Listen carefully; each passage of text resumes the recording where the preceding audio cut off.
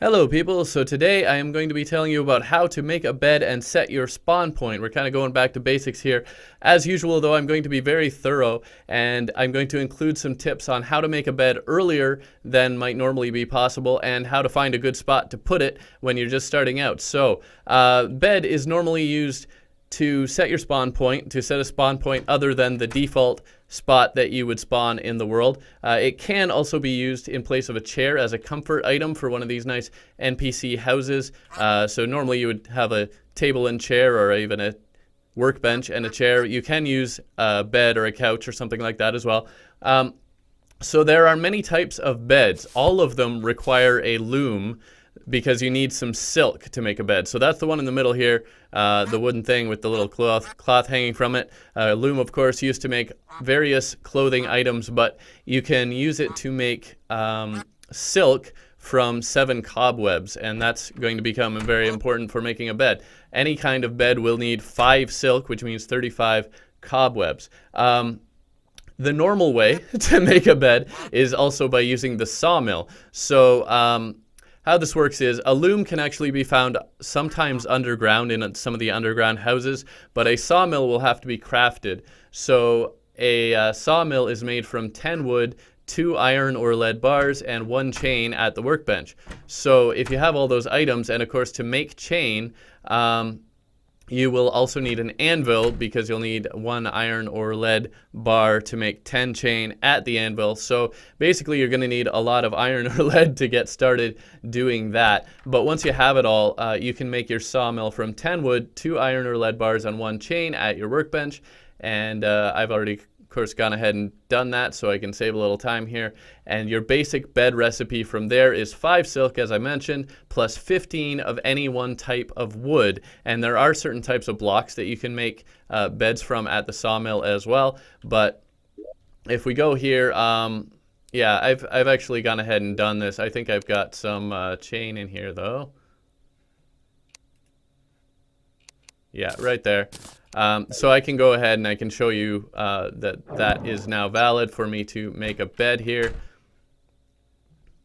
There we are. And as you can see, 15 wood and 5 silk. You can also make beds from various other types of wood, and the type of wood that you use will change the type of bed that you get. Now, as far as, there are a couple exceptions to that though, where you actually don't need the sawmill. So if you find a loom, because you'll still need that loom to make the silk, you can find that in some of the underground houses though, and certain other things will allow you to make a bed a little earlier. So 2 really easy ones actually are to make a cactus bed or a pumpkin bed. Those don't require the sawmill. They are either 15 cactus or 15 pumpkin and the 5 silk. That remains constant. But then you can just go ahead and do that at the workbench. And you can see here, if I look into my crafting, I've got 15 cactus and 15 pumpkin. So I can use either of those.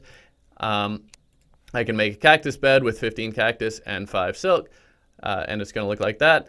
Or I can also make a pumpkin bed with 15 pumpkin and 5 silk. And that'll actually kind of give you a shortcut if you can find a loom without hunting around for all kinds of iron to make your anvil and your sawmill and your chains. If you happen to find a loom, that'll give you kind of a quicker route. Another option is actually this is the living wood loom. Now you'll still need the regular loom, but you can find these living wood looms in the houses underneath some of those living wood trees, the big trees. And I'm going to show you one of those for an example in a second. But if you have one of these living wood looms, you can also make a living wood bed, and that's just 15 wood and 5 silk. Again, it's the same recipe as your basic bed, but it's a living wood bed and it doesn't require that sawmill. So again, that can be another shortcut if you're lucky. Let's say I was lucky. I use a custom world generator as well, actually, but a lot of worlds will spawn with these big trees here, and some of them, this one doesn't, but this other one over here does. Some of them will have a room underneath. And actually, I've gone ahead and I've put a bed in there. And that's what I was getting about as far as the requirements to actually set a spawn point and to set a bed down and have it actually be useful. You have to have basically the same requirements as your NPC houses, which you saw up there, and I covered that in a separate video, what the requirements for NPC houses are.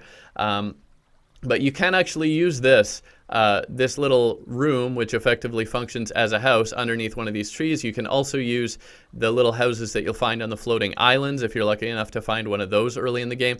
Those actually will count as valid houses if you have the right furniture and you put in a light source. But as far as the bed, you don't need the furniture or the light source.